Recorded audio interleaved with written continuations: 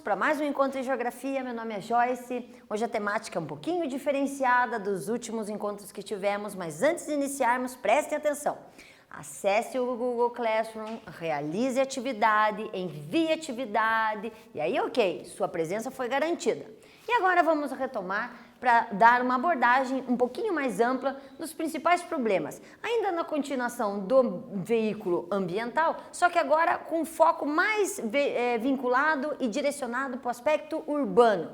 Dentro do aspecto urbano, qual é a principal organização e visualização que vocês têm que ter? Tanto para questões ligadas a vestibulares, mas também, principalmente, eu acho, para a vida de vocês. Afinal de contas, o veículo urbano é grande, temos um contato direto, às vezes diário ou não, dependendo do lugar onde você mora, mas que estão se agravando cada vez mais e em ritmo acelerado. Então, bora lá!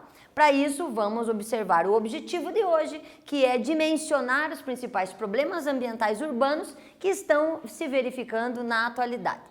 Nessa conjuntura, a gente precisa fazer uma retrospectiva e uma análise do que levou à atual forma e à atual observação desses elementos. Então, a gente tem que observar que as cidades mudaram no decorrer do processo. Então, nós tivemos ações humanas que foram ficando de maneira aleatória, interferindo e influenciando nesses mecanismos ligados a mudanças ambientais. Essas mudanças ambientais fizeram com que o clima ou microclima urbano mudasse. Então nós temos que analisar essas mudanças. Então aí é uma rápida explicação para você entender que novamente não podemos analisar de uma forma geral. Temos cidades diferenciadas, tamanhos de cidades diferenciadas, disposições no relevo diferenciadas que vão influenciar logicamente junto com a industrialização e a forma de consumo e de organização pessoal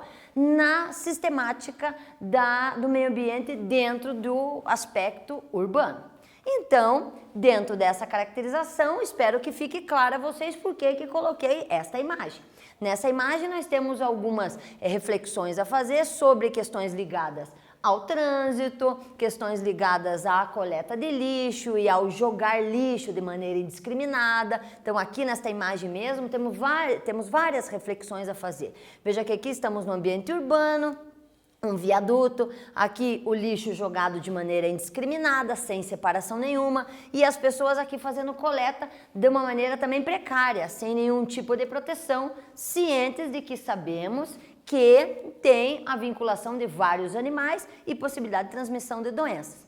Também não é raro observarmos a terceira imagem, que por mais que tenhamos um acesso melhor e uma possibilidade de entendimento mais clara, temos várias cidades, se não a quase a totalidade, chegando a 90% das cidades brasileiras, que ainda tem esgoto sendo jogado diretamente no rio sem tratamento. Pasmem, 90% ainda está dessa maneira, ou de uma maneira direta ou indireta. Então, são temáticas que estão relacionadas diretamente ao meio ambiente urbano.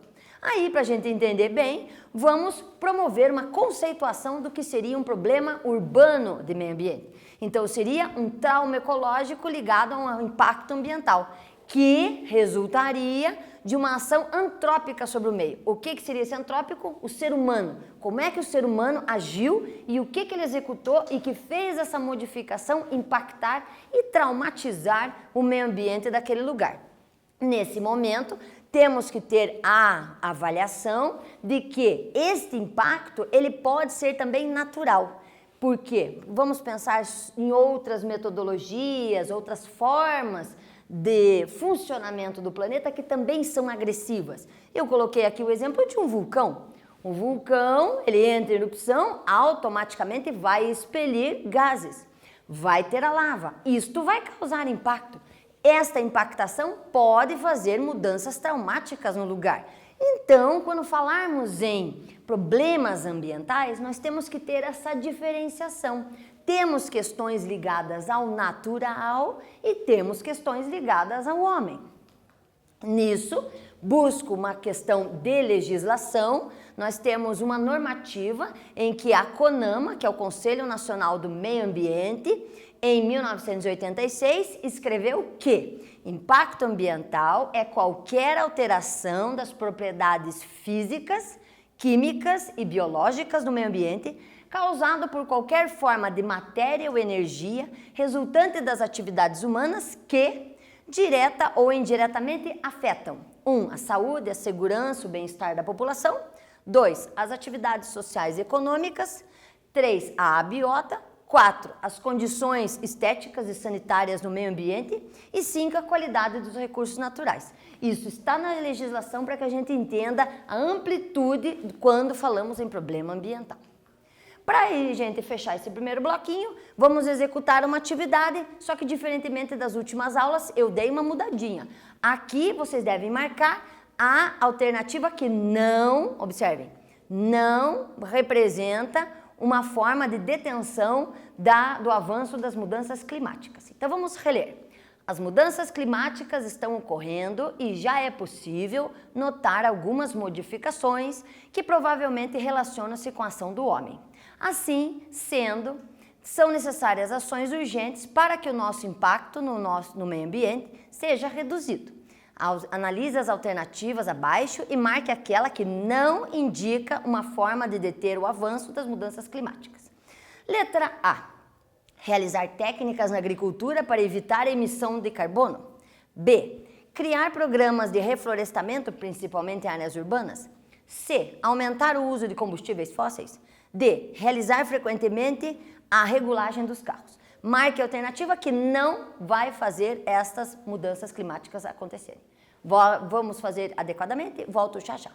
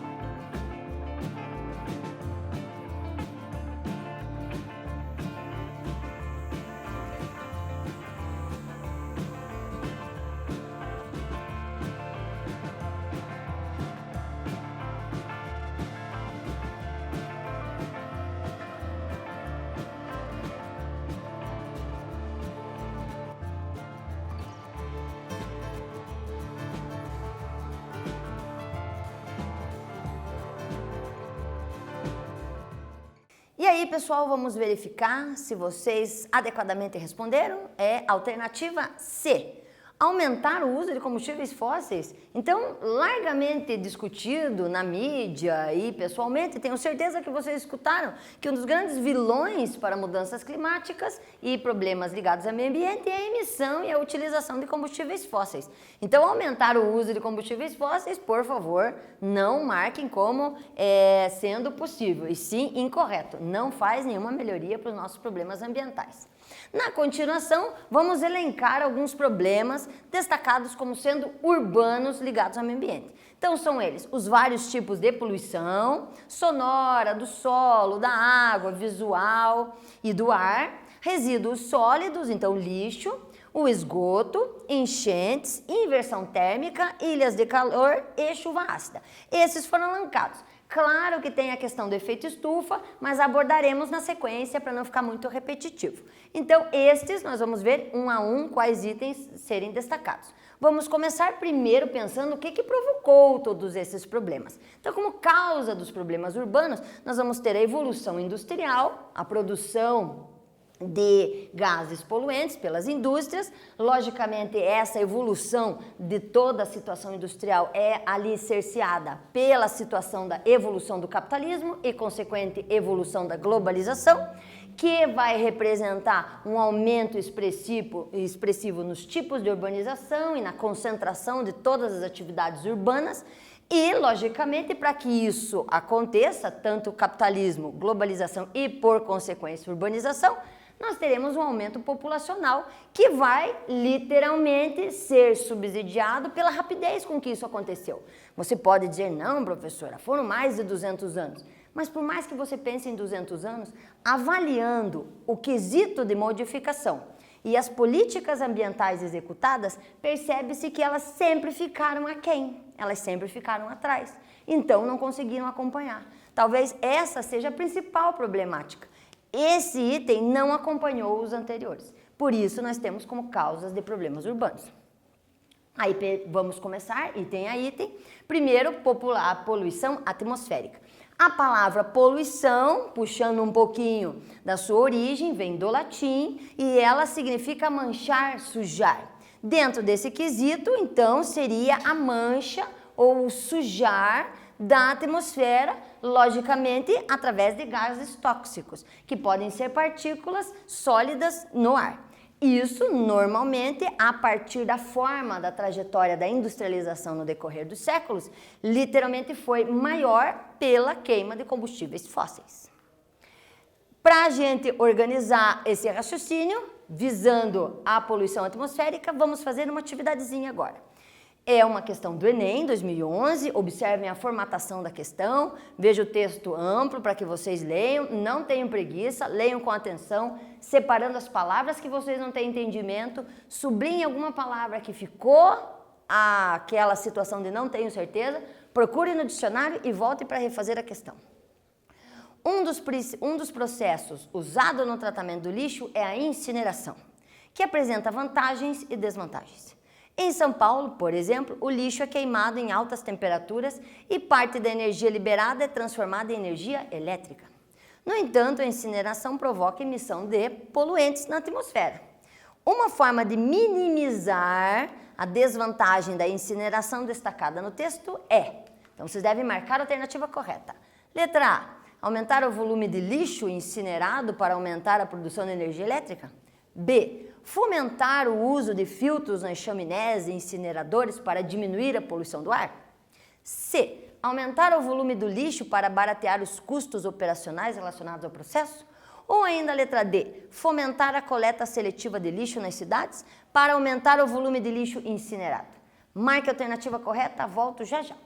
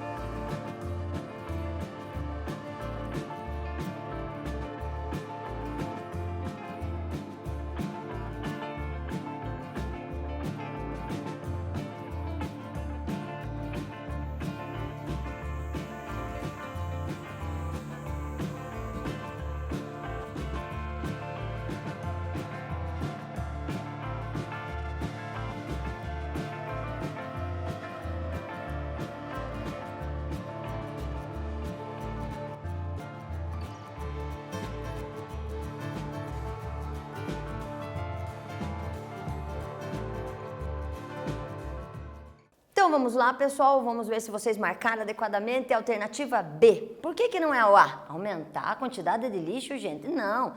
Toda a sistemática de desenvolvimento sustentável diz que nós devemos rever o nosso sistema de consumo. Por isso, então, não a letra A. A letra B, aumentar o volume do lixo para baratear o processo? Também não. Então, se não é para aumentar o lixo, como vai baratear o processo? E letra D, fomentar a coleta seletivas para aumentar a quantidade de lixo incinerado. A coleta seletiva maior vai promover uma reutilização de materiais. Se eu vou ter mais material selecionado, eu tenho menos material para ser incinerado. Então, por isso que a letra D está errada. Na continuação, outro elementozinho capcioso, chuva ácida. Normalmente, então, a chuva ácida acontece e ela remete muito à questão da palavra ácida. Você, aluno do terceiro ano, com certeza não vai cair nessa imaginando que a chuva vai derreter todo mundo. Mas é o que mais ou menos o pessoal imagina. Na verdade, o que você tem, sim, é uma emissão de gases poluentes que se concentram na atmosfera e descem na forma de chuva, concentrado naquele local.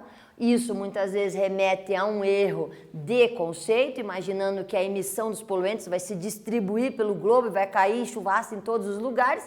Não é isso que acontece, é concentrado. E claro, nos lugares onde existe mais queima de combustível fóssil, eu tenho mais elevação de gases e mais a volta desse percentual do dióxido de carbono. Claro que isso, junto com o H2O, vai provocar alteração na chuva e vai torná-la nociva. Só que ela não é nociva do tipo ácido clorídrico, não. Ela vai ser um nocivo gradual, que vai provocar alterações graduais. Olha, numa floresta muito acometida por chuva ácida, a pobreza da formação florestada, menos presença de folhagens, uma coloração mais suja mesmo decorrente desta penetração dos elementos, mas vai ser gradual, não é instantâneo. E isso muitas vezes faz com que as pessoas não acreditem na perversidade do momento e do impacto ambiental. E isso acontece assim, ó. Então nós temos a emissão dos poluentes, vão se juntar às nuvens, as nuvens então vão fazer as ligações químicas pertinentes que vocês estão estudando em química, vão formar os elementos nocivos e vão voltar da sua forma precipitada. E lógico, vão se distribuir. Mas observem que a área em que isso vai acontecer é local. Não tem como a produção de chuva ácida acontecer, por exemplo, em Curitiba e a chuva ácida cair lá em Londres. Não. Cada lugar tem a sua especificidade e por isso, novamente, ser tratada de maneira específica e no local. Para isso, quais são as consequências?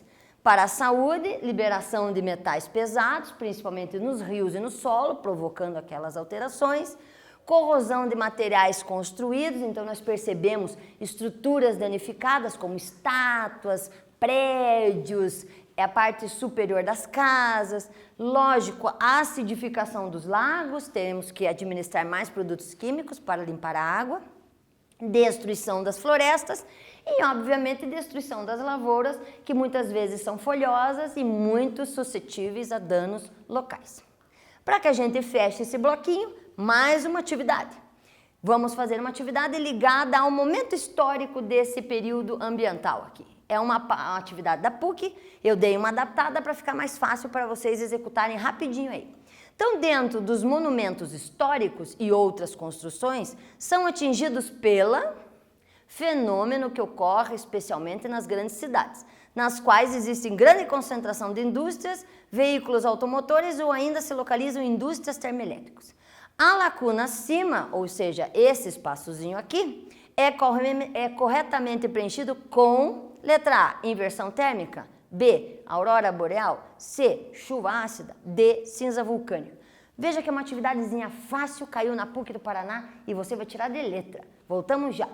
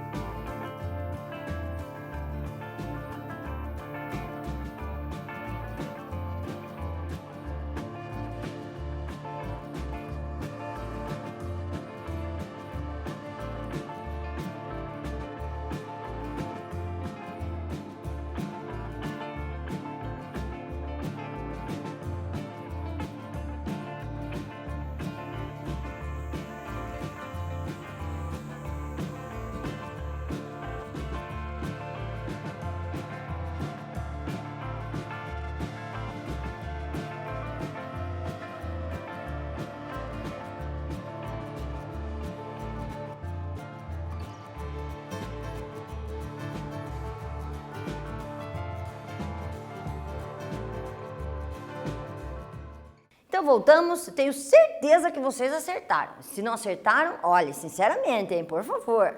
Então, assim, obviamente chuva ácida, acabamos de falar em chuva ácida. Por que não é inversão térmica? Uma, porque eu não falei ainda em inversão térmica, e outra é que fala em monumentos históricos, fala em construções atingidas. A inversão térmica é literalmente a inversão da temperatura.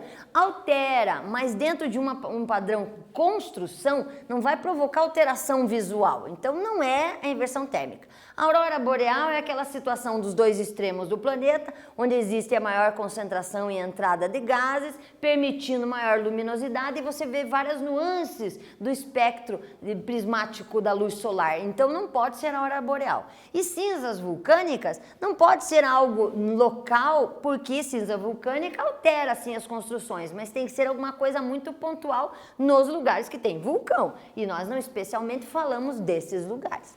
Por essa razão não é. Então, letra C. Passando adiante, ilhas de calor. A cidade, ela tem a formatação e que traduz alguns elementos. Esses elementos que fazem com que haja diferenciação, o primeiro deles é a impermeabilização do solo. Então, você tem a impermeabilização local e tem construções. Esta construção, junto com a impermeabilização local, faz com que a terra, literalmente, desculpe o termo, para ficar um pouquinho mais fácil, não consiga respirar de maneira adequada. E esta respiração também impede que tudo que está circulando na superfície também faça trocas com esse meio do solo. Esse impedimento dessas trocas fazem com que aquele caminho normal do calor subir e descer seja bloqueado. E aí eu vou ter ilhas de calor. Os dois itens que eu falei, impermeabilização do solo e construções, já denotam a você uma seguinte observação. Nos lugares mais verticalizados, nos lugares mais impermeabilizados, eu vou ter mais concentração dessa chamada ilha de calor. Então, normalmente, o que acontece é isso aqui. Eu tenho uma área rural, onde literalmente existe essa troca, este ciclo. À medida que eu vou fazendo essa impactação e essa transformação do meio, eu vou tendo uma diminuição deste ciclo por causa da impermeabilização do solo e construções. E claro que no ambiente urbano, totalmente impermeabilizado, eu vou ter uma alteração maior ainda, mais pontual. Então, em termos locais de uma cidade, você deve observar que existem diferentes graduações de temperatura, às vezes muito próximas, apenas com bairros de diferença. Na continuação, outro elemento que aparece muito no ambiente urbano é a inversão térmica. Se eu tenho aglomeração de calor, eu também tenho lugares que inverte. Deveria estar calor e não, vai estar frio. Ou deveria estar frio e estar calor. Fica horas desse jeito. Este período, este momento vai se chamar inversão térmica. E isso é provocado, logicamente, pela questão ambiental da emissão dos gases, porque vai acontecer exatamente assim. O normal seria o sol aquecendo, o raio descendo, aquece, e à medida que esse aquecimento vai subindo, deveria ir esfriando. Na inversão térmica, os gases poluentes começam a fazer uma espécie de capa impermeabilizante. Esta capa de gases tóxicos faz com que o ar seja emitir, o volume dos raios vai se prolongando, vai aquecendo, mas ou ele não consegue chegar, ou ele chega e não consegue sair. Então isso provoca o que a gente chama de inversão térmica. O que deveria ser normal não acontece. Dessa maneira, para fechar esse elemento, vamos fazer um quiz. Nesse quiz da Universidade de EAD, buscamos o chamado conceito da inversão térmica, que é um fenômeno recorrente no inverno e em cidades com altos índices de poluição atmosférica. Pode causar sérios problemas de saúde de seus habitantes. Sobre a inversão térmica e suas consequências, assinale a alternativa correta. Letra A. Com o resfriamento do solo, reduz o movimento vertical do ar quente e frio, dificultando a dispersão dos poluentes na atmosfera. B. Com o resfriamento do ambiente, aumento da queima de combustíveis fósseis, aumentando a poluição, o que é especialmente nocivo em cidades, que já apresentam alto índice de poluição. C. Com a inversão de temperatura, diminui a evaporação da água, por isso aumenta a concentração de poluentes no ar. E D, com o resfriamento do solo, o processo de convecção é acentuado, concentrando os poluentes na camada mais baixa da atmosfera. Novamente, tem termos específicos, sublinhe as palavras que você não tem certeza, pesquise, escreva para você ter o entendimento completo da questão. Volto já já.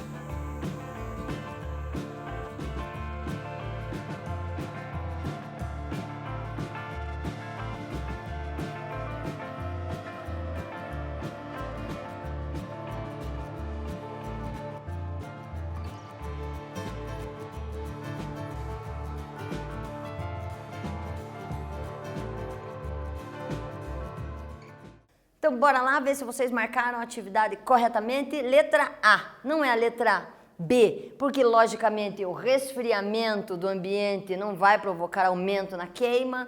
Não vai ser a letra C, porque diminui a evaporação da água, não aumenta a evaporação da água. D, o processo de convecção acentuado, concentrando poluentes. Não, na verdade o processo ele está normal, a concentração é pela emissão mesmo. Na continuação, outros elementos ligados a problemas ambientais urbanos, logicamente a problemática da poluição das águas, que vai causar doenças e aspecto de distribuição sanitário, provocando cada vez mais implementação de produtos químicos para termos limpeza. As enchentes, que cada vez mais é frequente no nosso dia a dia, tanto na mídia quanto às vezes próximo da sua casa, que logicamente também vai provocar doenças, vai trazer prejuízos ao comércio, contaminação da água, danos materiais e assim algumas coisas bem trágicas como perda de amigos e familiares e logicamente abandono de áreas, o que traz muito prejuízo. Além também do lixo urbano, que nós já falamos em outros momentos, que pela forma degradada de concentração e utilização também traz uma infinidade de problemas ligados tanto à questão industrial, quanto à questão hospitalar, quanto à questão doméstica. E que pode também concentrar e distribuir uma quantidade grande de doenças, mas deve ser visto de uma maneira ampla no aspecto ligado à produção, comercialização e aspecto econômico do lugar.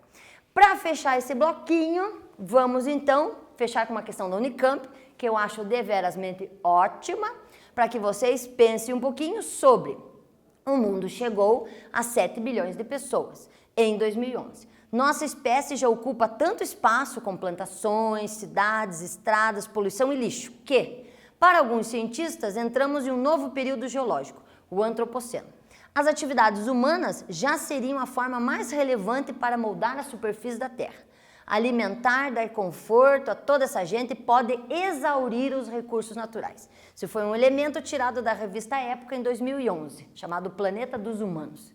Considerando os itens ligados à sustentabilidade, quais seriam os desafios para a gente dar conforto para todo esse povo que está aí? Escreva aí que voltamos já já.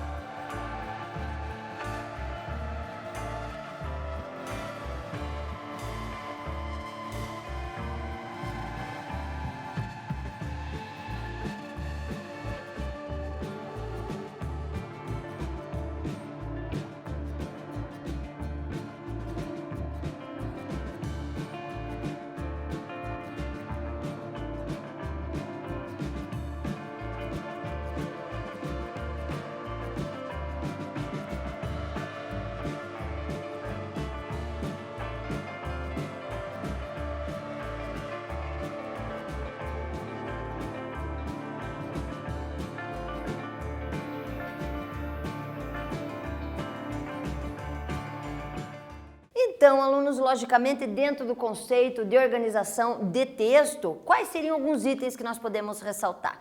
Devemos levantar aspectos negativos e positivos ligados à dimensão agrícola, na utilização, na produção e no consumo, a padronização e a dimensão do consumo efetivo, não só da parte agrícola, mas de outros níveis dentro da organização em que nós vivemos atualmente. E, lógico, essa ideia de que tudo pode ter vantagem e desvantagem e que nós devemos minimizar ao máximo, mas ciente dos efeitos que isto provoca. Então, não é parar, é fazer de maneira consciente. Com isso, finalizamos o nosso encontro. Logicamente, fazemos uma retomada agora. Nessa, nós fizemos uma rápida explanação sobre alguns problemas ligados ao meio ambiente urbano, tanto pela poluição, resíduos, esgoto, enchente, inversão térmica, ilhas de calor e chuva ácida, um conceito geral para depois sermos mais específicos. Espero ter sido clara e até o próximo encontro.